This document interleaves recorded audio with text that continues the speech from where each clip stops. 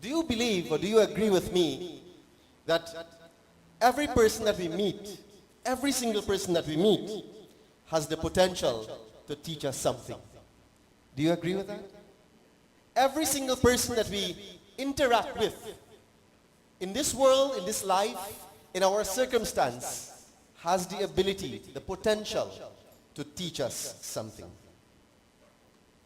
One day I was saying this to a group of older people, and one Nana, who was senior in age, he said, "Bet, what are you telling me about? At this stage in my life, I'm too old to learn anything."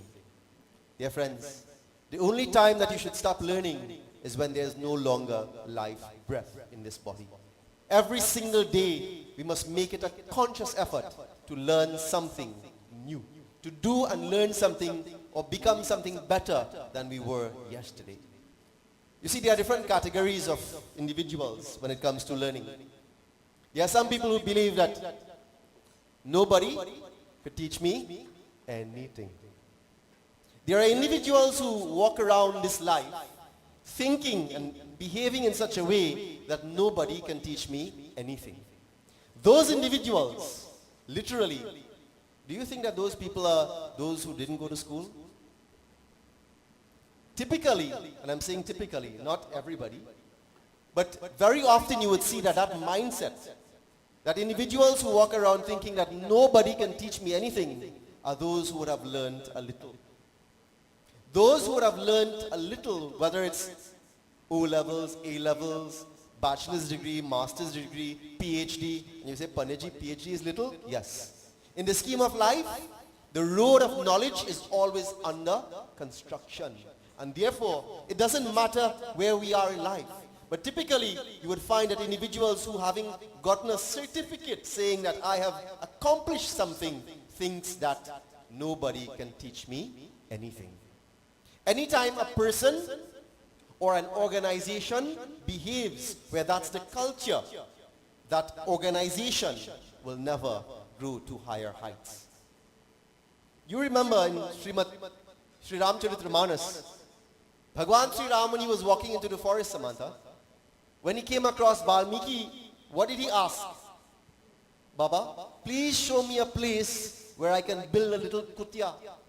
Show me a place where my Dulhan Sita Devi and my brother Lakshman, where we can find a little quietude, where I can experience Shant when I want to get away from the elements." He is asking advice. Bhagwan Sri Ram, he is Paramatma, he is Nirgun Brahm, the formless God, as Sagun Roop. He has taken with form in the presence of Bhagwan Sri Ram. And notwithstanding being all-knowing, omniscient, Bhagwan Sri Ram is showing the world that you can always learn something from other people. And therefore, notwithstanding where we are academically, we must always treat, or rather I should say it another way, we must never treat people as though nobody can teach me anything. As a matter of fact, a family where we have parents and children, I always remind parents that because we are parents, it doesn't mean that we know it all. Because we are parents, we must encourage our children to speak up and to speak comfortably within the home. And once they can do that, you'll be surprised at the things that come out of the mouths of children. Children say the most amusing things. Children ask the most amazing questions. And therefore, we must never, whether we are an adult, a parent, highly educated, or whatever we are in life, we must never operate as though nobody can teach me anything. There's another category of individuals that operate by saying, "Someone can teach me everything." Is that possible? Is it possible that someone can teach me everything? Well, let me give you a suggestion this morning. Come and ask me this morning and to teach you how to cook. Can I teach you how to cook? I can make wonderful tea and coffee. And if you want pizza, 1-800-BOYS.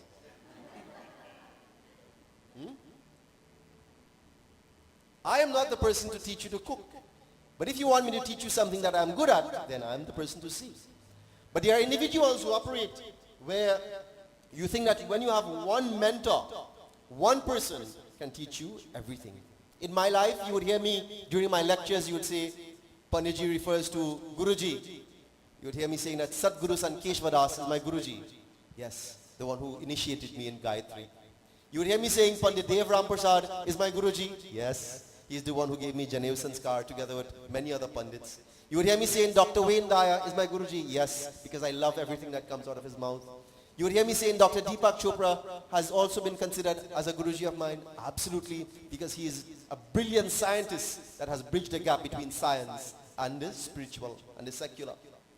And therefore, my friends, what I'm sharing with you this morning is that in life, there is no one person that can teach you everything. And you must have that mindset that you must look around because there are individuals around. Not one person, but many people can always teach you. Different people can teach you different things in life. And then there's another group of people, my friends, that walk around this world knowing that everyone can teach me something. Everyone can teach me something. It means that once you walk around this world with the right attitude, you see, the difference between a person or what prevents a person from growing to higher heights in whatever realm, whatever field you're in, it is that something in the middle that is called attitude. I say that again. That which prevents a person from being where they are to becoming where they want to be, it is that something in the middle that is called attitude. For the past 3 years, this year, we'll be celebrating Bache Khan for the 3rd year. Isn't that so? And our children, I always remind them that because we have been given the name, or you have been blessed with the name of Kirtanacharyas, RRDS Kirtanacharyas, it is something that you must be proud of. But Kirtanacharyas means not just status. Kirtanacharyas means responsibility. Kirtanacharyas means discipline. Kirtanacharyas means respect. And therefore, we must, not because we know and we can lecture, the children will tell you that whenever you interact with adults, elderly, or among yourselves, you're reminded to always display respect.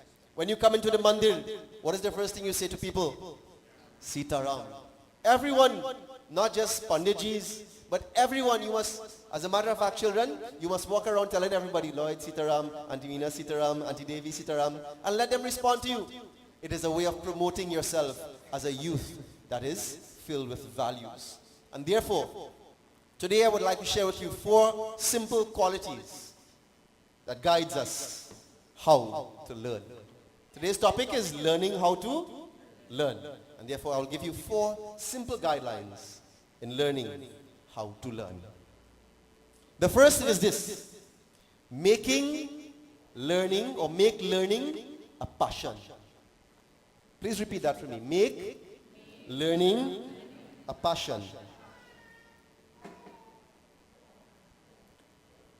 You must want to learn. You must have that drive to learn. You must have that desire. It must be a burning something inside of you that says, I am not comfortable today unless I learn something new. I tell my children every day, let today in some way be a vandana or a keshav that is better today than you were yesterday. Even if it is one thing, you learn one word more, you are better today than you were yesterday. And live your life in such a way tomorrow that you are aspiring that when tomorrow comes, I will be in some way, even if it is a little way, I will be in some way better tomorrow than I am today. It must be a passion. It must not be timetable because I have to learn, I have to go to school. It mustn't be I have to go and spend 3 hours in lessons because daddy wants me to pass for the school. It mustn't be I have to do this subject because mommy insists that I be this profession, belong to this profession when I go into the working world. It must never be that.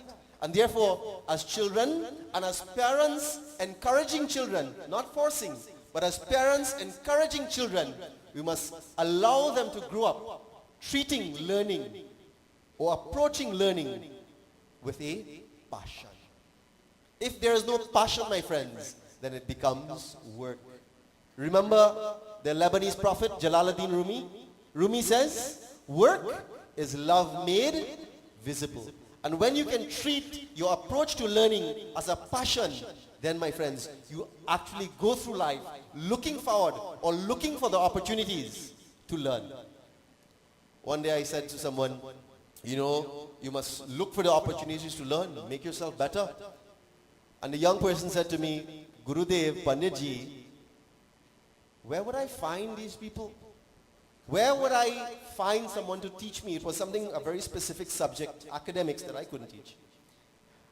And I said to the child, I said, if you are ready enough, the teacher will arrive. I believe it was Plato that said it, those very words. He says, when the student is ready, the teacher, a right teacher, the guru, will come. And therefore, my friends, it starts with the value of learning, having a desire to want to learn more. I remember when my father, he did not go to university, but many years into his profession, maybe 15, 20, 30 years into his profession, somewhere along the line he decided he got the opportunity to go to EKIAF. And I remember, as a little boy, I was young, very young, maybe as younger than Nigel and Keshav. And I saw my father. He used to come home, and even today, I wouldn't tell you how many years later because you'll know my age. Today I can tell you the scientific name for many of the plants and animals in Trinidad and Tobago. Some names like Spondias mumlin. Huh? Panditji, what is that? Hog plum. You think I was making fun, huh? You see? Or Dirimoponax morototoni. You see, it sounds very funny, but it was a passion that I saw that learning was fun within the home. And when he had to learn all of these scientific names for plants and animals, kukumis, sativas, and all of these fancy things, it was not just learning because you wanted to do well, it was learning because I didn't get the opportunity when I was a younger man to pursue higher level education. And now it has to make a difference in my life. It has to be passion. And when learning is approached with passion, it becomes contagious. I did not have to learn, but I'm showing you an example where when someone approaches life with a learning value, a passion for learning, it becomes contagious where other people around you will learn as well.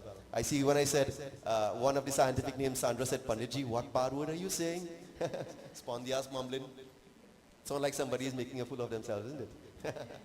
But it's a good example where someone approaches learning with a passion. The second suggestion about learning or learning how to learn from other people, it is to value other people. Let me ask you a question this morning to all my godchildren here. Do you respect your Guruji? Yes. And it is only because you respect your Guruji, you will treat the exposure and the things that come out of my mouth and the way that I conduct myself, it is only then you would use that person as your benchmark to lift yourself higher. I'm giving you an example. But can you think of someone who you didn't like? Would you want to be like them? If you didn't like somebody, would you want to be like them? Today I want you to reconsider that. Because if I suggested to you, you can learn something from everyone, not because you may not like someone does not mean that you cannot learn from them. That's the point I want to make this morning. And therefore, the second suggestion in teaching us how to learn, it is to learn how to value people. If you don't value someone else, you will never learn from them. Not because someone may not talk like you, not because someone may not walk like you, or behave like you, or dress like you, or go to the same school like you, or live in the same community like you, or have a different hair texture or skin complexion as you. It does not mean that you cannot learn from them. And if you are to learn from other people, everyone, every single person, you must learn to value other people. Last night I was looking at something on YouTube, and there was a beautiful example. It was one of these game shows done on the streets of New York City. And this is what the company was doing. They went to two beggars on the street, guys who were living on the street, separately. And they said, would you like to make $100 US? What do you think they said? Absolutely. And while they were walking, one of the gentlemen was walking towards where they were staging this competition. He was telling, he says, boy, I am so happy. Do you know when I beg on the streets, on a good day, I actually get $6. He says, on a good day, I get $6. And you're telling me about $100? And he was so excited to go and find out what is it he has to do to compete in to win $100. And the same story, they asked another beggar who was on the street the very question, and they got them together. And you know what was the competition? You have to go arm wrestling. Yeah? As young children, we always had fun with arm wrestling, right? We want to see who is stronger than the other. And one of the gentlemen who was saying that he only earned $6 a day by begging at best, he was a big black guy. And the other guy was a small framed white person, someone of that descent. And guess who won? Guess who won the competition? The big, strong black guy. And the people who were hosting the competition immediately took out $100 and gave it to him and says, congratulations, man, you've won $100. Best of luck. The other guy, they shook his hand and says, thank you, better luck next time. And the strangest thing happened. This wasn't staged. These were two strangers from the streets living in poverty. And the guy who won $100, they gave it to him in smaller bills, not $100 bill. The guy, as he got up, he took the $100, he kept $50 for himself, and he gave the other $50 to the guy who lost the competition. Nobody believed, nobody expected that from this gentleman. One, maybe because he was a beggar in the street. Two, maybe because $100 was how many days he has to work or beg for $100. 100 divided by 6 is how much? Savi? Plenty. Nobody believed that he was going to take any of his money and give it to the other guy. But yet, he did. The fellow who received the $50 from him was in tears. The people who were looking on as the fun, because in New York City, everything is it's fun. There's a lot of spectator sport on the streets of Manhattan. And even the people who were on looking were shocked to see what had happened. The point is, you must first value people. Sometimes you look at other people and you would not even bring the thought of learning someone from that person. And here was a classic example where a beggar on the street, unless you value that person, you would not learn from that person. So that's the second suggestion. The third suggestion about learning how to learn, it is to develop relationships that have growth potential. You must associate with people that will stretch you. When I go to the gym on a morning, after I exercise, Clint will tell you, one of the things that instructors tell you when you finish is to stretch. Stretch means you must allow the elasticity of that muscle. You work it so very hard that if you don't stretch it, it becomes tight, and then the next time you go up to work out, you will not get full recovery and growth in that muscle. And stretching that muscle is very important to allow it to become enhanced in your physical development. In the same way, whatever you want in your life, you must learn to associate with people. Binu sat sanga vivek na hoi, Ram kripa binu sulabh na soi. You know that verse?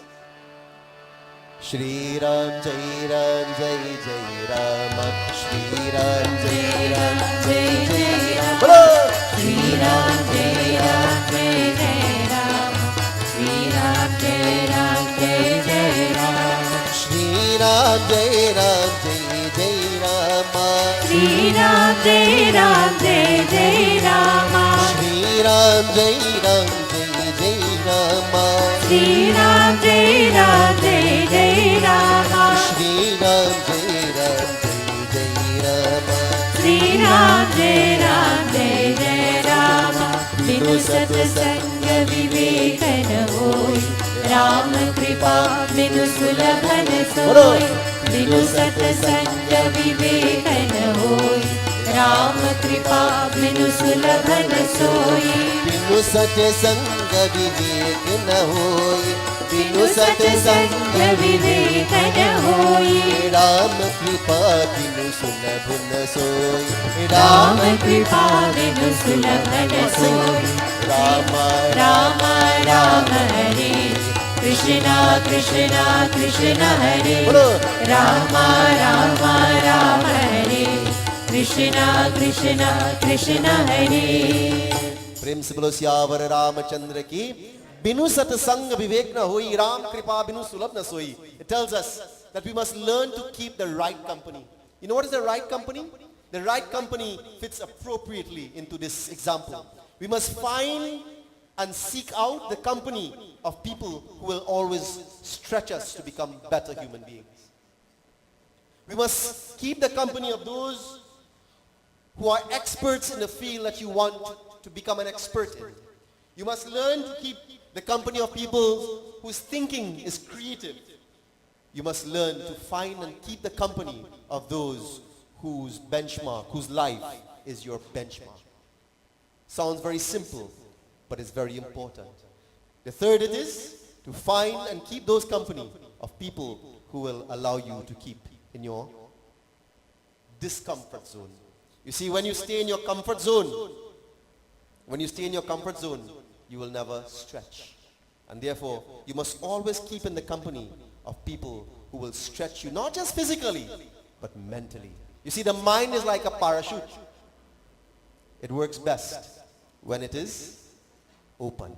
And for you to open your mind, you must be able to stretch your concepts by being in the presence of those who can take you there. And the fourth and final suggestion this morning, as I conclude this message on learning how to learn. Anyone can guess? One of the children will be speaking about this in Bachikan. It is to always ask questions.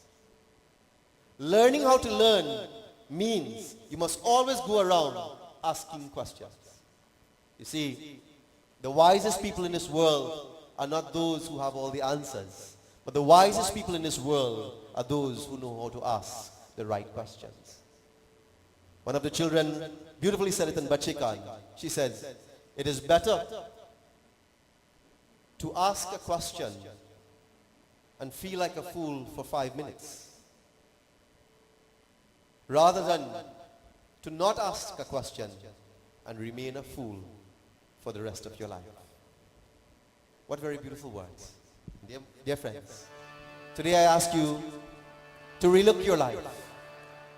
Please repeat after me the 4 suggestions. The first, it is to make learning your passion. What is it? Make learning your passion. The second, it is to value people. Value people. The third, it is to develop relationships with people who can stretch us. Develop relationships with people who can stretch us. And the fourth and final, we must learn to live a life where we are always asking questions. What must we do? Always ask questions. प्रेम से बोलो श्री वृंदावन बिहारी लाल की